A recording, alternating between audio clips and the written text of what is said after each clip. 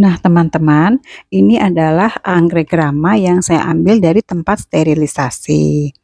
Nah, pertama-tama anggrek ini akarnya waktu saya gantung terbalik, pertama-tama kan akarnya akhirnya keluar satu gitu ya. Dia berarti sudah steril tuh, keluar satu akar. Nah, lalu tetap saya tunggu saja sampai akarnya tambah banyak. Nah, ini akhirnya akarnya tambah banyak teman-teman. Nah, kelihatan kan akarnya sudah, ada yang tambah panjang, juga tambah banyak. Tadinya cuma satu loh, cuma satu, itu satu tuh artinya juga sudah steril. Nah, sekarang mau saya, siap pindah media tanam. Nah, medianya yang mau saya pakai adalah, pot apa namanya, papan pakis yang digantung. Nah, ini sebelumnya saya cek, tunas barunya ya, karena tunas baru harus di bagian depan. Nah, ini dia papan pakisnya.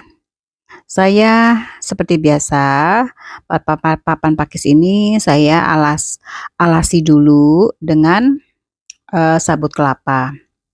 Ini untuk nanti tempat, akar dari, anggrek grama supaya dia nanti akarnya bisa empuk gitu ya, menjalar di sini. Juga ada kelembapan. Ini saya susun sabut kelapanya. Nah seperti ini ya teman-teman. Lalu sabut kelapa yang disusun-susun ini dililit benang. Ini saya lilit-lilit, selanjutnya ya benangnya. Ini dikira-kira saja ya teman-teman, sabutnya itu ngaturnya sesuai kebutuhan masing-masing. Nah, ini teman-teman, saya sudah mengikat anggrek ramanya dengan tali sabut kelapa.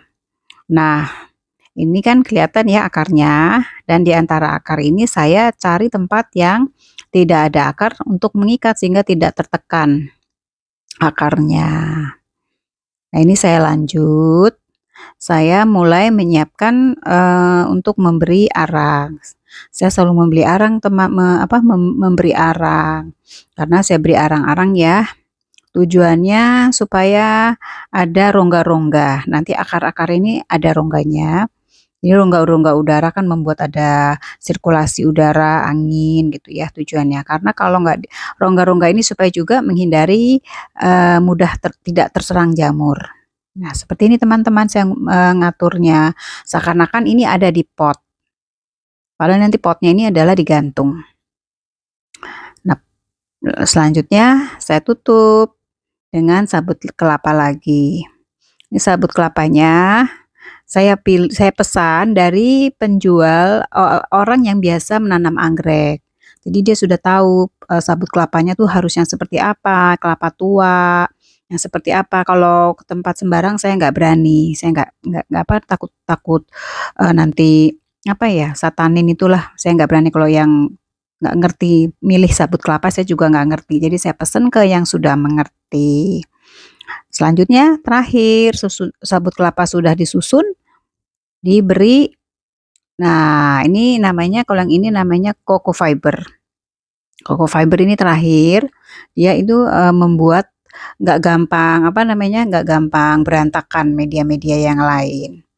Nah, ini, coco fibernya sudah saya lilit benang, jadi sudah nempel. Nah, ini secara keseluruhan sudah, sudah cukup kuat ya dari benang-benang itu dililit-lilit. Nah, terakhir baru saya ikat lagi dengan tali sabut kelapa atau tali ijuk. Nah, ini untuk juga mengencangkan ya dari media-media yang di dalamnya ini ya, ada media-media arang, media terutama arang ya. Ini diikat, yang ini agak kencang ya, agak kencang. Tapi juga talinya ini seperlunya, tidak terlalu padat. Nah, ini talinya kehabisan nih, bisa sambung talinya. Ini saya ikat untuk menyambung talinya. Nah, sudah saya sambung teman-teman. Nah, ini terutama saya harus mengikat yang bagian bawah. Karena bawah ini kan dia tahanan ya untuk menahan yang atas, arang-arang yang di atas. Jadi harus kuat yang di bawah supaya enggak jebol yang di bawah ini ya. Jadi ini di lebih banyak untuk ikatannya. Nah, ini yang atas-atasnya saya nggak padetin ya, karena nggak padatkan talinya maksudnya, talinya secukupnya aja. Tapi ini yang di bagian bawah ini saya lebih melilit-lilit, lebih saya fokuskan untuk melihat, memperhatikan kekuatan dari tahanan untuk bisa menahan arang-arang.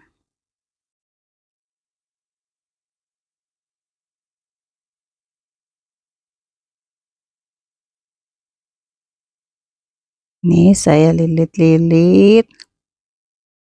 Nah, kira-kira seperti ini nih lilitannya. Udah cukup. Nah, kira-kira hasilnya seperti ini teman-teman. Bagian bawahnya sudah kencang, sudah kuat. Nah, ini seperti ini. Seperti lukisan tanaman hidup. Kira-kira seperti ini ya teman-teman, tinggal digantung. Nanti ini untuk dihujan-hujankan. Ini tidak gampang busuk karena digantung dan poros. Kira-kira seperti ini ya teman-teman, aman karena dia tidak tidak mudah busuk karena poros. Kalau hujan-hujan pun aman. Nah, ini ya teman-teman untuk akarnya ya. Jangan lupa setiap menanam anggrek, akar harus ada yang keluar. Ada yang di dalam, ada yang di luar. Jadi anggreknya tidak mudah mati, dia kuat. Nah, ini anggreknya sudah saya gantung seperti ini kira-kira.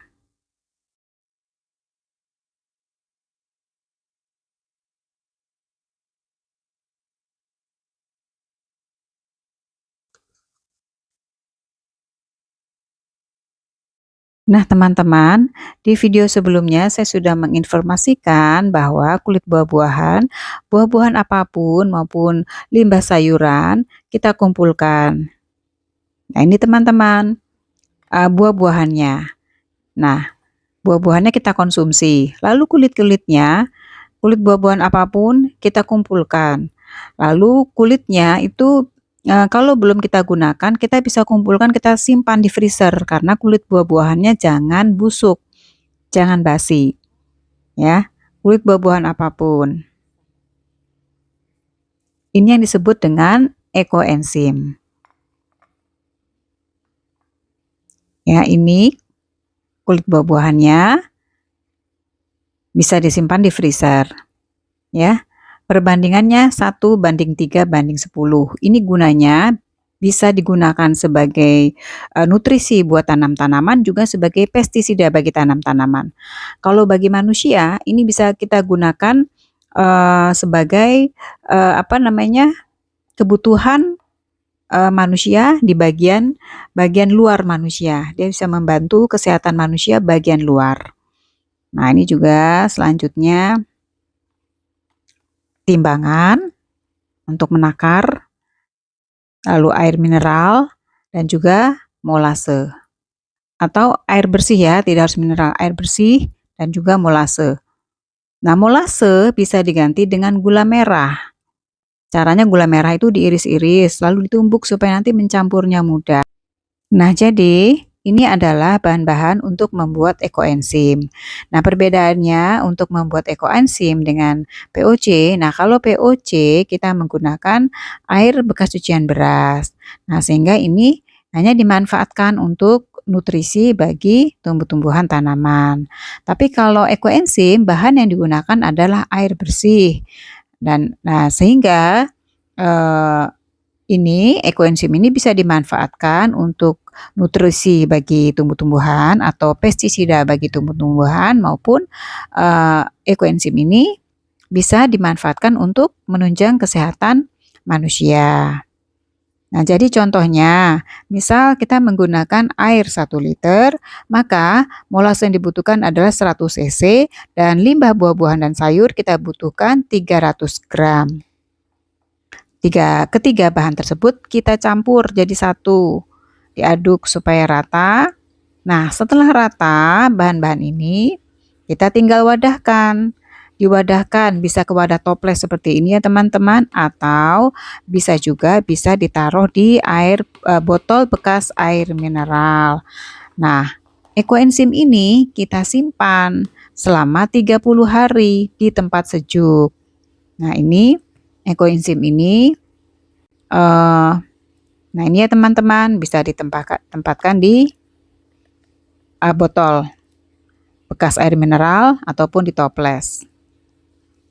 Jangan lupa diberi tanggal ya, diberi tanggal kapan tanggal pembuatan atau tanggal panen. Jadi kita jangan lupa 3 bulan masa fermentasi, dibuka botolnya setiap hari. Terutama botol air bekas mineral ya teman-teman, ini kalau tidak dibuka bisa meledak. Selanjutnya yang toples juga dibuka tutup setiap hari. Nah, ini setelah 3 bulan kita bisa panen ya, kita panen, kita gunakan airnya. Kalau untuk tumbuh-tumbuhan, tanaman-tanaman, misalnya 1 liter air kita tambahkan 1 sendok makan air ekoenzim. Nah, seperti ini teman-teman, manfaat ekoenzim bagi kesehatan manusia bermacam-macam ya. Kalau untuk manusia, ekoenzim ini airnya bisa kita gunakan sebagai penunjang untuk campuran bahan mengepel lantai. Bisa juga kita gunakan untuk bahan campuran cuci piring, bisa untuk mandi, untuk sampo, untuk kumur-kumur. Nah, ini berarti sangat bermanfaat karena mengandung zat antibakteri. Maaf ya teman-teman, tadi saya salah menyebutkan masa fermentasi. Jadi masa fermentasi adalah 3 bulan. Nah, untuk video selanjutnya saya akan menjelaskan apakah manfaat dan kegunaan ekoenzim bagi manusia dan juga cara pemakaian dan dosisnya.